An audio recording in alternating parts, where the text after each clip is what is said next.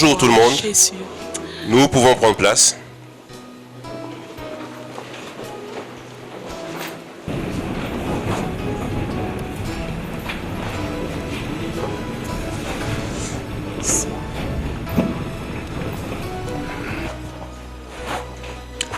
Nous sommes dans la dernière ligne de notre enseignement. C'est le dernier jour aujourd'hui. Juste un petit récapitulatif. Nous avions vu le premier thème. Non, le thème, c'est Église de Jésus-Christ. Et ce grand thème a 3 sous-thèmes. Église universelle, Église locale et Église homme. Nous avions vu dans l'Église universelle la préfiguration de l'Église, la définition de l'Église, le fondement et la vision de l'Église.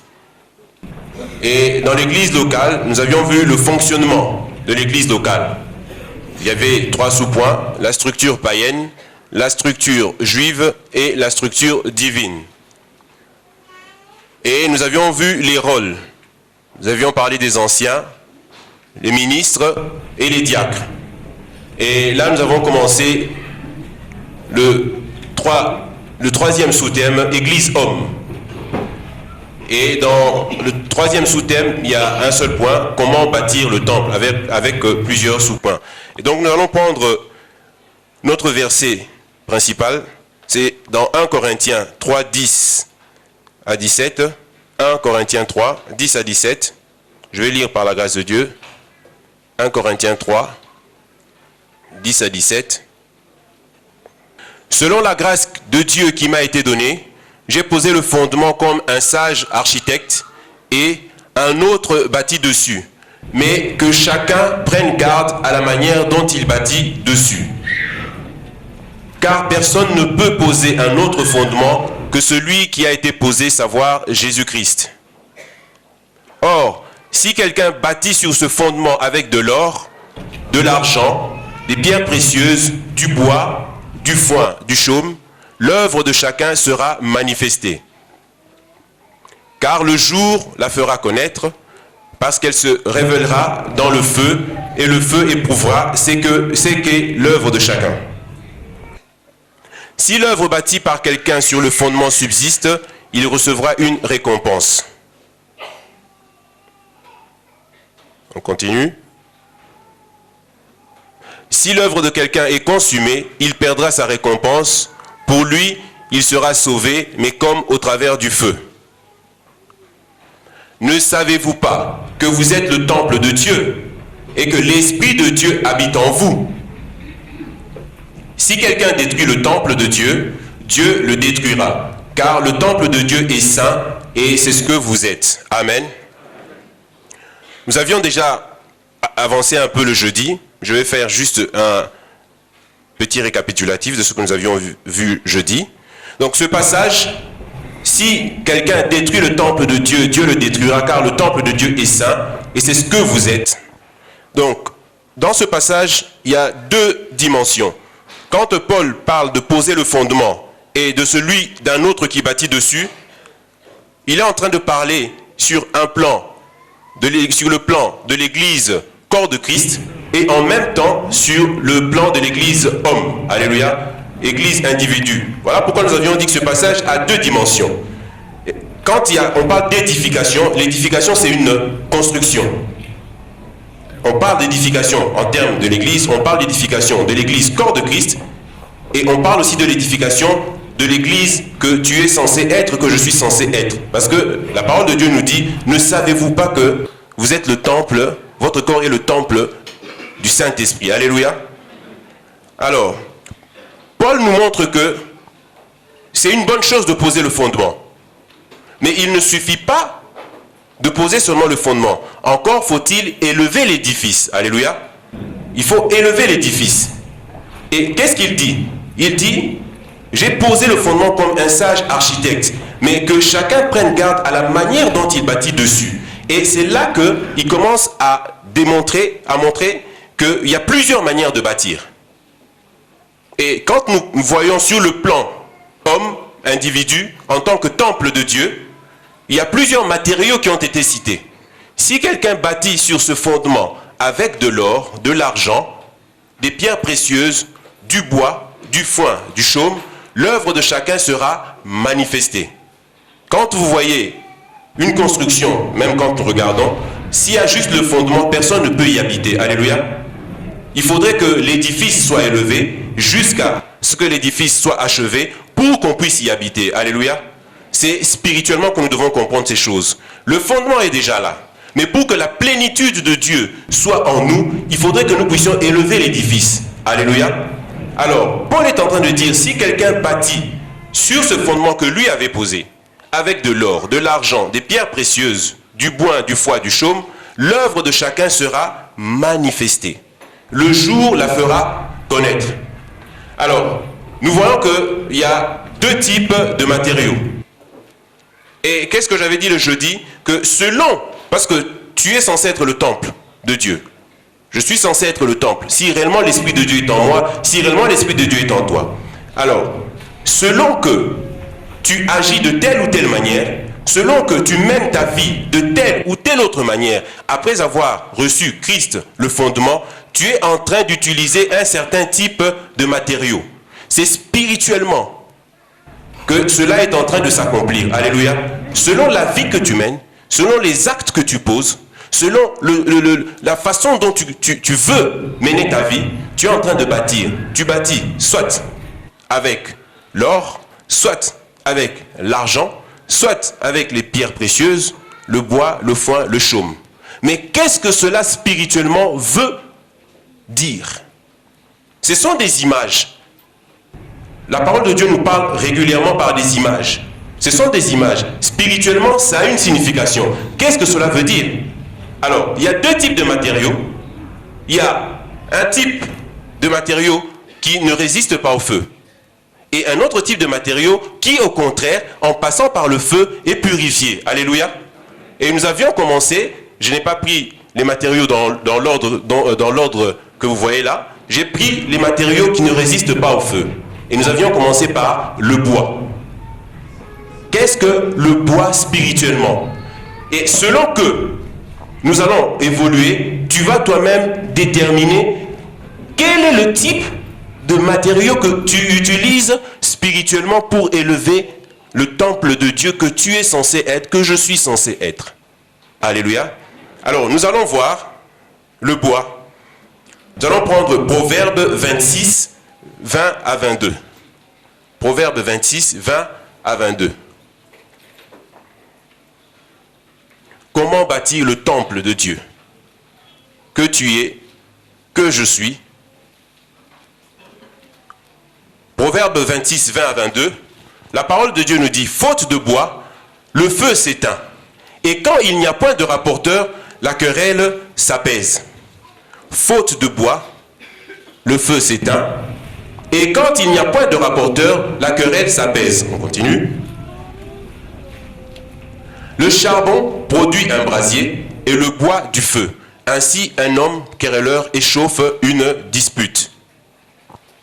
Alors, les paroles du rapporteur sont comme des friandises, elles descendent jusqu'au fond des entrailles. Qu'est-ce que nous avions dit le jeudi? Selon le contexte, nous devons savoir que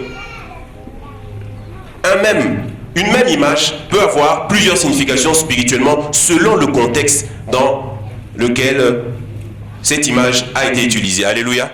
Dans ce contexte, le bois est un matériau qui n'est pas adapté à la construction spirituelle. Alléluia. Et nous voyons que le bois spirituellement, ça veut dire, faute de bois, le feu s'éteint, et quand il n'y a point de rapporteur, la querelle s'apaise. Le bois symbolise et l'image de quelqu'un qui est rapporteur. Alléluia. De quelqu'un de querelleur. C'est ça l'image du bois, spirituellement. Paul est en train de nous faire comprendre que on peut bâtir avec le bois. Et nous pouvons lire aussi dans 2 Timothée. 2 Timothée, de 20 à 24. 2 Timothée, nous allons commencer à jongler entre les deux versets. Donc 2 Timothée, 20 à 24. Comment bâtir le temple que tu es, que je suis, ou que nous sommes censés être, le temple de Dieu? dans une grande maison, il n'y a pas seulement des vases d'or et d'argent, mais il y en a aussi de bois et de terre. Les uns sont des vases d'honneur et les autres sont d'un usage vil. Si donc quelqu'un se conserve pur en s'abstenant de ces choses, il sera un vase d'honneur, sanctifié, utile à son maître, propre à toute bonne œuvre. Fuis les passions de la jeunesse et recherche la justice, la foi, la charité, la paix, avec ceux qui invoquent le Seigneur d'un cœur pur. Amen. Donc nous avions vu que le bois est synonyme de rapporteur, synonyme de querelleur. Quand dans l'église, tu es parmi ceux qui a l'habitude de rapporter les fautes, de rapporter les erreurs des autres, tu es en train, sans le savoir, de bâtir le temple avec du bois. Toi qui es à la base des divisions, tu es en train de bâtir avec le bois. Paul le dit bien. Pour ceux qui écrivent, rapporter, ça veut dire dénoncer, raconter les fautes des autres. Paul dit, dans une maison, dans une grande maison, il n'y a pas que des vases d'honneur, il y a aussi des vases d'un usage vil. Et parmi les vases d'un usage vil, il dit qu'il y a des vases de bois et des vases de terre. Et il est en train maintenant de montrer comment on peut reconnaître un vase de bois ou de terre et un vase d'or ou un vase d'argent. Les divisions. Nous allons prendre un verset.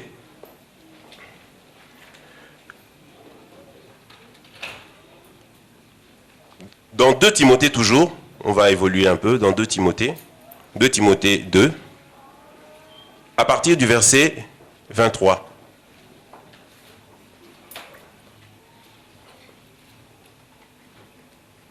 Si donc quelqu'un se conserve, 23, repousse les discussions folles et inutiles, sachant qu'elles font naître des querelles. Voilà le type de vase d'usage vil, vase de terre ou vase de bois. Donc, celui qui dans l'église aime bien les discussions folles et inutiles, c'est une personne qui est en train de bâtir le temple avec du bois. Quels sont les exemples de discussions folles et inutiles? Ce sont des discussions, quand on regarde dans la parole de Dieu, ce sont des discussions, le mot inutile fait référence à des discussions qui ne construisent pas, qui ne font pas avancer l'œuvre de Dieu, mais des discussions qui font au contraire pécher. Alléluia. Parce qu'on peut s'asseoir autour d'une table pour partager. C'est différent de discussions folles et inutiles. Alléluia. Des discussions folles et inutiles, ce sont des discussions qui nient l'évidence biblique. La parole de Dieu est claire. La parole de Dieu nous dit que je ne permets pas à la femme d'enseigner, par exemple. Mais celui qui aime des discussions folles et inutiles va te dire, mais il y a un grand homme de Dieu qui permet à la femme d'enseigner. Est-ce que nous allons nous baser sur ce que le grand homme, entre guillemets, de Dieu fait, ou nous allons nous baser sur les Écritures? Alléluia. Allons-nous nous baser sur ce que le grand homme de Dieu fait? Encore faut-il qu'il soit reconnu grand par Dieu, parce que grand c'est selon les hommes, mais je ne vois pas quelle est la différence entre grand homme de Dieu et petit homme de Dieu, parce que tous nous sommes appelés par Dieu, et Dieu donne à chacun selon qu'il le veut. Alors grand par rapport à quoi? Ça c'est ceux qui le disent, qui aiment bien le dire, qui savent. L'évidence est là. Je ne permets pas à la femme d'enseigner. Nous allons lire la parole de Dieu. Dans 1 Timothée 2,12. Les discussions folles. C'est juste pour nous montrer comment, dans tel ou tel acte que nous faisons, dans telle ou telle attitude, nous sommes en train de bâtir avec le bois. Discussion folle. 1 Timothée 2,12 nous dit ceci. Je ne permets pas à la femme d'enseigner, ni de prendre de l'autorité sur l'homme, mais elle doit demeurer dans le silence. Amen. Ça, c'est la parole de Dieu. Quand Dieu dit ça, il y a une raison. Mais ceux qui veulent discuter pour dire que non, la femme peut enseigner, ils discutent en fonction de quoi? C'est ce qu'on appelle les discussions folles et inutiles. qui ne sont pas basées sur la parole, qui ne sont pas basées sur la saine doctrine, mais des discussions par rapport aux intérêts, par rapport aux sentiments, par rapport aux ambitions. Alléluia. C'est clair.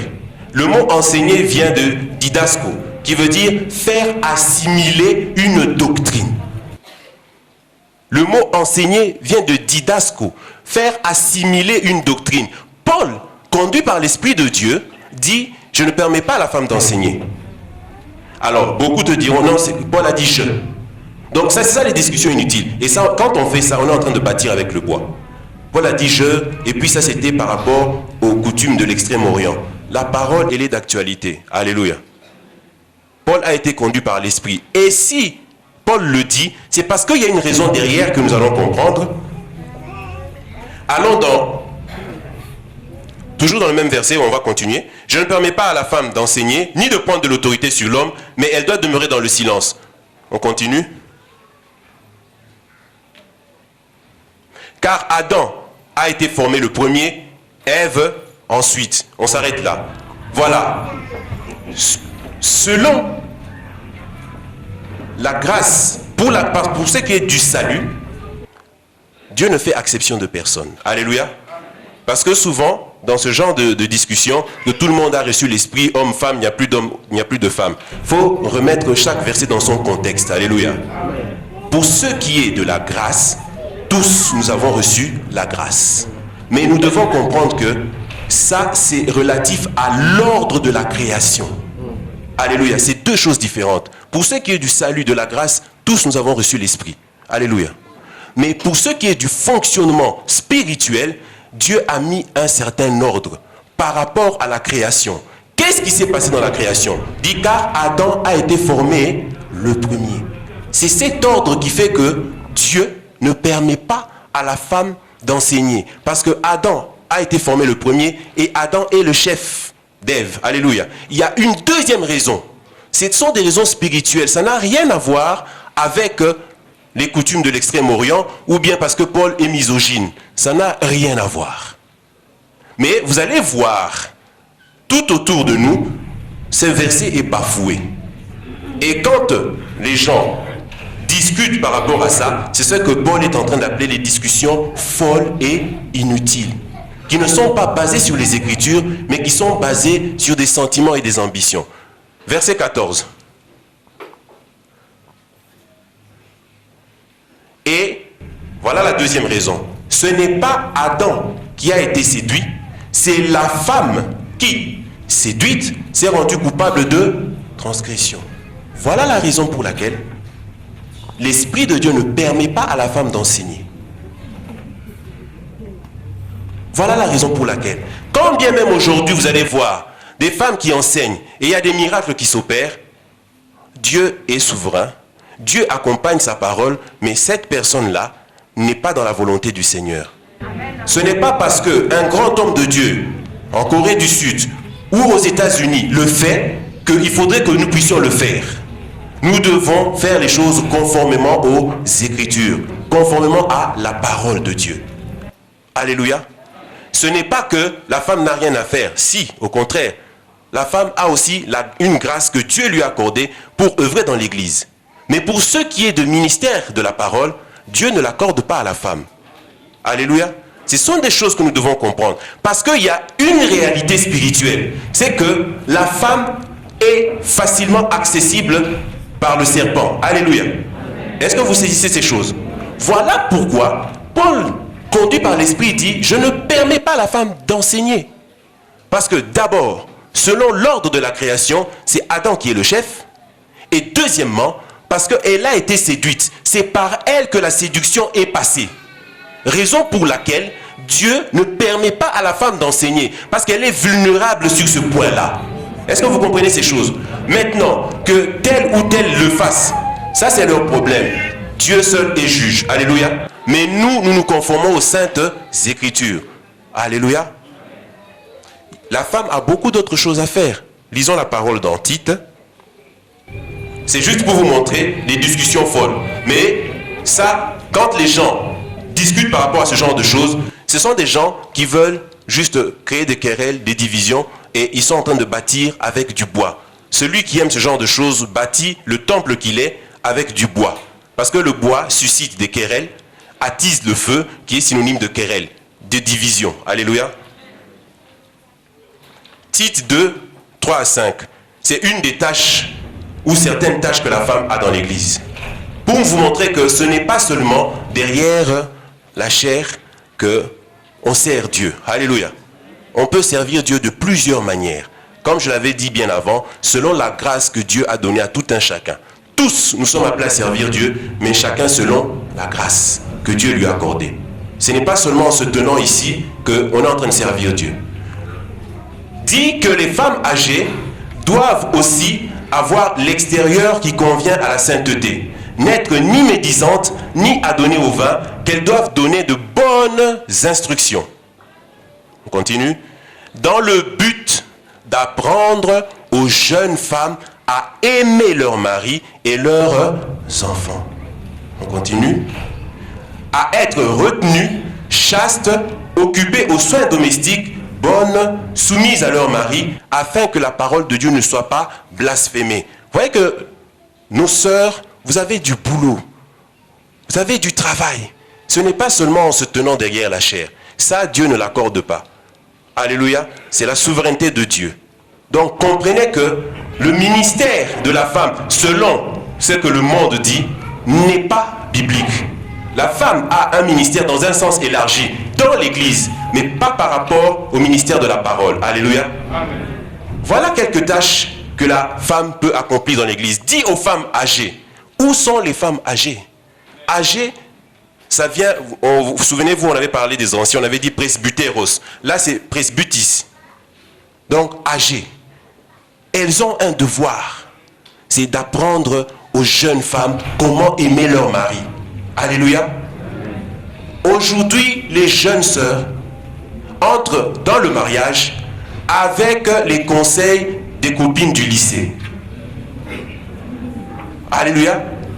Aujourd'hui, les jeunes sœurs entrent dans le mariage avec les conseils des copines du lycée.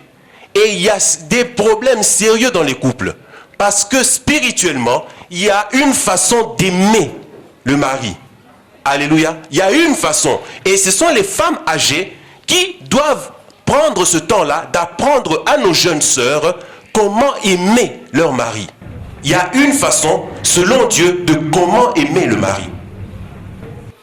Mais aujourd'hui, les jeunes sœurs entrent dans le mariage inexpérimentées, sans conseil, ou si ce sont les conseils de la rue, des copines du coin. Ah, les hommes aiment qu'on leur mente. Vous êtes en train de créer une hypocrite. Les hommes aiment qu'on leur mente. Ça se dit souvent. Les hommes aiment qu'on leur mente. Donc, une personne qui entre dans le mariage, déjà avec l'idée que les hommes aiment qu'on leur mente. Nous aussi les hommes, apprenons aussi à être humbles. Quand on nous dit certaines vérités, apprenons à être humbles, à accepter. Voilà pourquoi aussi on nous ment. Voilà. Nous les hommes, apprenons à être humbles. Mais vous les sœurs, quand vous voulez nous dire certaines vérités, priez le Seigneur pour que le Seigneur vous donne les mots et la sagesse. Les hommes ont un certain orgueil masculin qui fait que quand on leur dit certaines choses, ils se sentent comme s'ils n'étaient plus des hommes. Mais demandez à Dieu la sagesse, Dieu vous conduira, vous donnera les mots qui conviennent, les paroles qui conviennent, et Dieu préparera le cœur de l'homme. Au moment où vous lui direz certaines vérités, il sera humble, il acceptera, et vous pouvez prier ensemble pour que Dieu fasse grâce. Les hommes aiment qu'on leur mente. C'est pas biblique. Ceux, entre parenthèses, ceux qui sont mariés comprennent ce que je dis. Ça va même plus loin. Ceux qui sont mariés comprennent ce que je dis. Ça va même plus loin. Les hommes aiment qu'on leur mente. Vous ne savez pas que c'est en train de casser l'unité spirituelle du couple. C'est plus tard que les conséquences vont se faire voir.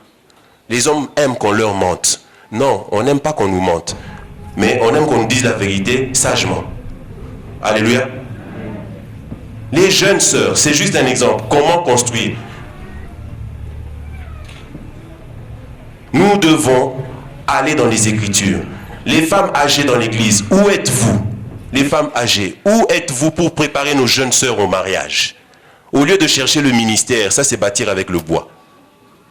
Le ministère de la parole. Où êtes-vous? Vous avez du travail. Dans le but d'apprendre aux jeunes femmes à aimer leur mari et leurs enfants, on peut continuer, à être retenues, chastes, occupées aux soins domestiques, bonnes, soumises à leur mari, afin que la parole de Dieu ne soit pas blasphémée. Tout ça, il faut apprendre aux jeunes sœurs, ceux qui sont appelés à se marier demain après demain. Vous avez du travail, celles qui sont déjà mûres spirituellement, qui sont âgées. Vous avez du travail. Il n'y a pas que la chair. La chair, Dieu ne vous l'a pas accordée. Mais voilà que Dieu vous accorde autre chose. Alléluia.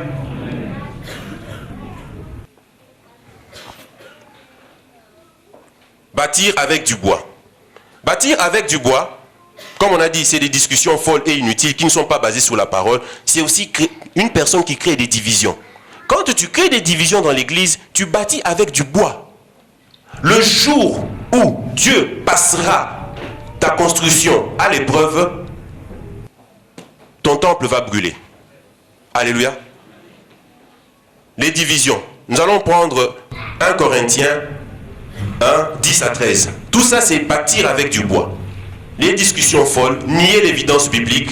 La parole de Dieu nous montre que le ministère de la femme, selon les Écritures, ce n'est pas le ministère de la parole, on veut discuter. La parole de Dieu nous montre que le leadership n'est pas biblique, on veut discuter. Tout ça parce qu'on ne se fonde pas sur les Écritures, mais on a des intérêts et des ambitions. Et c'est ça qu'on appelle les discussions folles. Et c'est ça bâtir avec du bois. Les discussions folles et inutiles. 1 Corinthiens 1, 10 à 13. 1 Corinthiens 1, 10 à 13. Je vous exhorte, frères, par le nom de notre Seigneur Jésus-Christ, à tenir tous un même langage et à ne point avoir de division parmi vous, mais à être parfaitement unis dans un même esprit et dans un même sentiment. Car, mes frères, j'ai appris à votre sujet, par les gens de Chloé, qu'il y a des disputes au milieu de vous. Bâtir avec le bois. Je veux dire que chacun de vous parle ainsi. Moi, je suis de Paul, et moi d'Apollos, et moi de Céphas, et moi de Christ. Christ est-il divisé? Paul a-t-il été crucifié pour vous? Ou est-ce au nom de Paul que vous avez été baptisé? Amen. Bâtir avec du bois. Les divisions, rapporter, se quereller. Si tu es dans ces choses, tu es en train de bâtir avec le bois. Voilà une chose qui aussi règne dans les assemblées. Division, les partis pris. Moi je suis de, moi je suis de. Mais regardez Paul. Paul aurait pu accepter ces choses, puisqu'il y a un fan club, il y a un quartier général qui est à sa cause. Paul n'a pas accepté ces choses-là. Paul les a dénoncées publiquement. Paul a dit, mais c'est quoi ça, cette affaire de moi je suis de, moi je suis de. Ce sont des choses que nous ne devons pas accepter. Sinon, c'est bâtir avec le bois. Sinon, si tu es dans ces choses, tu es en train de bâtir le temple que tu es avec du bois. On est de Jésus-Christ, on n'est pas d'un homme. Alléluia. Paul dit, je suis de Paul, je suis d'Apollos. Il dit, mais est-ce que vous comprenez ce que vous dites? Vous ne pouvez pas vous dire que vous êtes d'un homme. Non. Vous êtes de Christ. C'est Christ qui vous a racheté. Ce n'est pas un homme qui nous a racheté, mais c'est Christ qui nous a racheté. Et c'est à lui que nous appartenons maintenant. Alléluia. Et ces choses, ce sont des choses à dénoncer. La Bible dit, ne prenez pas part aux œuvres infructueuses des ténèbres, mais condamnez-les, dénoncez-les. Alléluia. Ça, ce sont des œuvres infructueuses. Quand on est dans ces choses, on bâtit avec le bois. On ne doit pas avoir de parti pris. Alléluia. Et ça, dans les églises, il y en a beaucoup. Des partis pris. Être pour un tel ou pour un tel. On n'est pas dans la politique, on est dans l'œuvre de Dieu. Alléluia. On n'est pas dans la politique, on est dans l'œuvre de Dieu. Et ces choses, il faut les dénoncer. Paul aurait pu accepter, dire que oui, ça c'est mon fan club, c'est mon quartier général. Il a dénoncé ça publiquement. Et je pense que ceux qui se disaient de Paul, ils avaient compris que ça ne servait plus à rien de se déclarer d'être de Paul. Alléluia. Il a dit, Paul, moi Paul, j'ai planté et Apollos a arrosé. Mais ce n'est ni celui qui plante, ni celui qui arrose, qui sont quelque chose, mais c'est celui qui fait croître, c'est Dieu. Alléluia. Bâtir avec le bois. Quand on est dans ces choses, on bâtit avec du bois. Nous allons prendre un deuxième matériau, le chaume. Tous ces matériaux ne résistent pas au feu. Voilà pourquoi ce sont des matériaux que nous ne devons pas utiliser. Le chaume. Malachie 3,19. Dans d'autres versions, c'est Malachie 4,1. Malachie 3,19. Si tu ne le trouves pas, bien-aimé, c'est que c'est dans Malachie 4,1. Ça dépend de